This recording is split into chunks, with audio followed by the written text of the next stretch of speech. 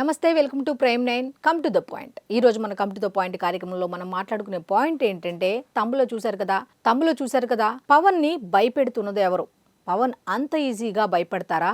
అసలు భయపెట్టే వాళ్ళు ఉన్నారా అనే దాని మీద ఈరోజు మనం ఖచ్చితంగా మాట్లాడుకోవాలి. ఎందుకంటే ఇవి సాక్షాత్తు పవన్ కళ్యాణ్ గారు చెప్పిన మాటలే. నాకు వాళ్ళంటే భయం, వాళ్ళేమన్నా అంటారేమోనని భయం, వాళ్ళేమన్నా నన్ను ప్రశ్నిస్తారేమోనన్న భయం అని పవన్ కళ్యాణ్ గారే అన్నారు.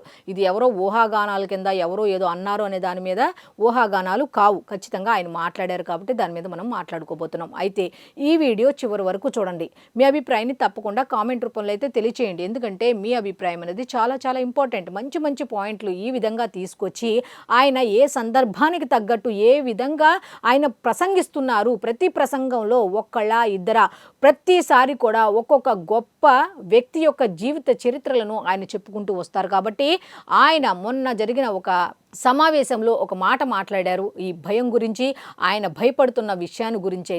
అయితే ఖచ్చితంగా ఈరోజు మనం మాట్లాడుకుంటున్నాం కాబట్టి ఇక యాజ్ యూజువల్గా పాయింట్లోకి వెళ్ళిపోదాం. అయితే మీరు మాత్రం చేయాల్సింది ఈ వీడియో చివరి వరకు చూడండి, మీ అభిప్రాయాన్ని తప్పకుండా కామెంట్ రూపంలో తెలియచేయండి. ఇక పాయింట్లోకి వెళ్ళిపోదాం. సాధారణంగా విద్యార్థులు అనేసరికి ఎంత చులకనగా చూస్తారండి బయట.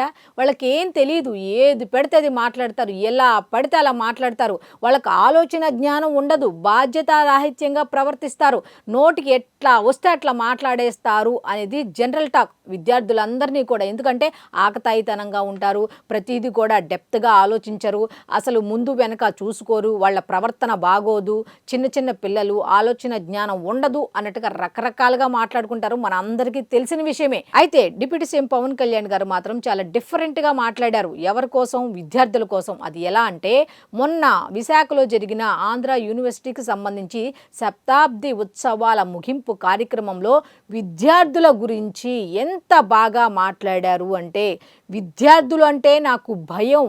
ఎందుకు భయము అంటే, వాళ్ళది స్వచ్ఛమైన మనసు, వాళ్ళు ఆలోచించే విధానం ఉంది చూసారా.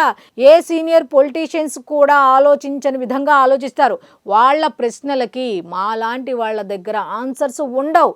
10 మందికి దగ్గరికి వెళ్ళటానికే నేనైతే భయపడుతూ ఉంటా. వాళ్ళు అడిగే ప్రశ్నలు ఏ విధంగా ఉంటాయి, వాళ్ళకి ఏ సమాధానం మనం చెప్పగలము. 24 గంటలు పుస్తకాలతో కుస్తీ పడే వాళ్ళు అడిగే ప్రశ్నలకు ఎవరి దగ్గర సమాధానాలు ఉండవు. అలాంటిది ఇంతమంది విద్యార్థుల మధ్యలోకి నన్ను నిలబెడితే వాళ్ళందరూ అడిగే ప్రశ్నలకైతే నాకు భయం వేస్తుంది. ఏం చెప్పాలి, ఏం మాట్లాడాలి అనుకుంటూ చెప్పుకుంటూ. ఇంత మీ ప్రేమ, మీ అభిమానం ఒకళ్ళు కోరుకుంటే రావి. నన్ను ఎవరైనా సరే ఒక ఫంక్షన్కి పిలుస్తున్నా, ముఖ్యంగా విద్యార్థులు ఉన్న చోటికి నన్ను రమ్మంటే చాలా ఆలోచిస్తా. ఎందుకు ఆలోచిస్తానంటే, వీళ్ళ మనసులో ఎక్స్ట్రా ప్రశ్నలు ఉంటాయి. నా ఇచ్చి ఏం మాట్లాడతాడు, ఏం బిగుతాడు, ఏం చూస్తారు అనుకుంటా. ఏం మాట్లాడతావు చెప్పు మాకు. నేను అందుకనే సినిమా ఫంక్షన్స్లో కావచ్చు చాలా తక్కువ మాట్లాడడానికి ప్రయత్నం చేస్తాను. అది జీవితం మాట్లాడకుండా ఉండాలని ఎంత ప్రయత్నం చేసినా జీవితం నన్ను లక్షల మంది జనం మధ్యలో పెట్టేసింది. విద్యార్థుల నుంచి పారిపోదాం, వాళ్ళు వేసే ప్రశ్నలకి, వాళ్ళు లేవనెత్తే సందేహాలకి, ప్రశ్నలకి మన దగ్గర సమాధానాలు ఉండవు. ఎందుకంటే చాలా ప్యూరెస్ట్ ఫామ్లో ఉంటారు విద్యార్థులు. ఒక ట్యాబ్లో రాసాలి, క్లీన్ స్లేట్. వాళ్ళు ఏదైనా ప్రశ్న అడిగారంటే మనసులో ఏం ఉండదు, చాలా అసలు గుండె లోతులోంచి అడుగుతారు. వయసు వచ్చే కొద్దీ మన దగ్గర సమాధానాలు ఉండవు. అందుకని 10 మంది విద్యార్థులకి నేను ఆలోచిస్తాను. అలాంటిది ఇన్ని వేల మంది విద్యార్థుల మధ్య వచ్చి మాట్లాడాలంటే ఇది ఎంత సాహసం.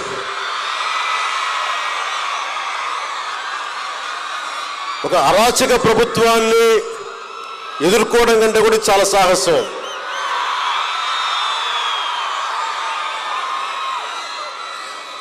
Books are the training weights of our mind అంట. అలాంటిది పొద్దున్న లేస్తే పుస్తకాలతో కుస్తీ పట్టే మీతోటి ఒక మాట మాట్లాడాలి అంటే ఎంత ఆలోచించాలి. సో నేను మీ దగ్గర, యువత దగ్గర, విద్యార్థుల దగ్గర నేను తెలివితేటలు వాడు, మనసే వాడతాను. మీ దగ్గర నటన చేస్తే కుదరదు. ఏ ఈ సోదంతో చెప్పకుండా డైరెక్ట్గా పాయింట్కి రాని అనే మేము అనేస్తారు మేము. అది నేను చాలా ఆలోచిస్తాను.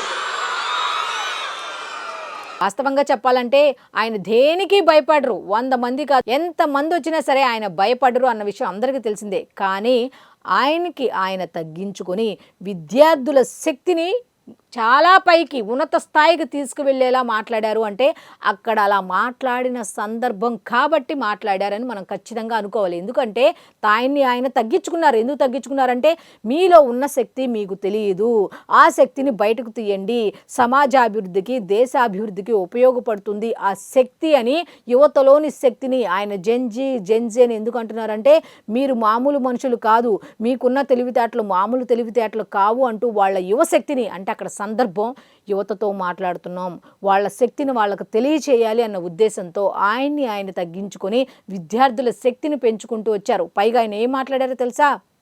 నేను మీ దగ్గర తెలివితేటలు వాడను, నేను మీ దగ్గర రాజకీయాలు వాడను, నేను మీ దగ్గర మనస్సు మాత్రమే వాడతాను. ఎందుకంటే మీరు నిష్కల్మషంగా మాట్లాడతారు, మంచి మనసుతో ఉంటారు, మంచి ఆలోచనలతో ఉంటారు. కాబట్టి మీరు ఎట్లా ఉంటారంటే స్ట్రైట్ ఫార్వర్డ్గా ఉంటారు. నేను 100 మాటలు మాట్లాడితే ఆపు పక్కన పెట్టు, ఇవన్నీ వద్దు, స్ట్రైట్ పాయింట్కి రా అంటారు. సో అందుకే మీ దగ్గర కూడా నేను ఈ ప్రసంగాల్లాగా లేకపోతే ఈ రాజకీయాల్లాగా లేకపోతే తెలివితేటలు వాడేసి బీపత్సంగా నేను మాట్లాడను, మీతో మనస్ఫూర్తిగా మాట్లాడతా, మనం మాట్లాడుకుందాం, జనరల్గా ఎలా మాట్లాడుకుంటారో అలా మాట్లాడుకుందాం అంటూ వాళ్ళకి ఎంత దగ్గరవుతూ మాట్లాడారు అంటే ఆ సందర్భం అది కాబట్టి, మాట్లాడిన సందర్భం అది కాబట్టి ఆ విధంగా మాట్లాడారని మనం ఖచ్చితంగా చెప్పుకోవచ్చు. ఎందుకంటే నేటి కాలంలో రాజకీయ నాయకులు ఏదైనా విద్యార్థుల దగ్గరికి వెళ్ళినా కూడా ఖచ్చితంగా రాజకీయ అంశాలను మాట్లాడతారు.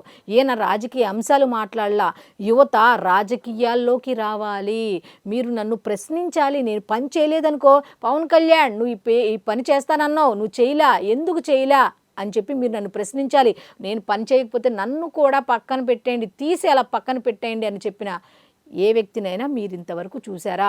చూసి ఉంటే ఖచ్చితంగా మీ అభిప్రాయాన్ని కామెంట్ రూపంలో అయితే నాకు తెలియచేయండి. సో ఈరోజు ఇది చెప్పుకోవడానికి గల కారణం ఏంటి అంటే ఇంతకీ ఇవన్నీ నా ఊహాగానాలు అనుకుంటారు కదా, కాదు, ఆయన ఏం చెప్పారో ఒకసారి చూడండి. మీరు అందరూ కూడా పొలిటికల్గా you have to have a say. రేపొద్దున పవన్ కళ్యాణ్ అనే వ్యక్తి సరిగ్గా లేకపోతే తీసి అలా పక్కన పడేయండి, హాట్ పొటాటో లాగా. అంటే మీకు ఎందుకు చెప్తున్నానంటే మీ భవిష్యత్తు ఎవరు నచ్చలేకపోయినా you have to have a say in day to day political affairs. అది మీరు రాజకీయాలకు రావక్కర్లేదు కానీ you have to have a say.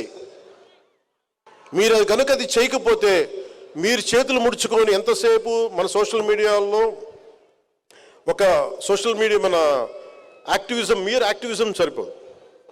Sometimes universities should become should churn on good ideologies. నేను love you. చూశారు కదా, ఏదో సినిమా డైలాగ్, ఆయన సినిమా డైలాగ్ ఉంది కదా, ఎక్కడ నెగ్గాలో కాదు ఎక్కడ తగ్గాలో తెలిసిన వాడే పవన్ కళ్యాణ్ అని. సో ఈ వీడియోపై మీ అభిప్రాయాన్ని కామెంట్ రూపంలో తెలియచేయండి. సో ఇది ఈనాటి కమ్ టు ద పాయింట్ కార్యక్రమం. మళ్ళీ రేపటి కమ్ టు ద పాయింట్ కార్యక్రమంలో కలుసుకుందాం. అంతవరకు సెలవు, నమస్కారం.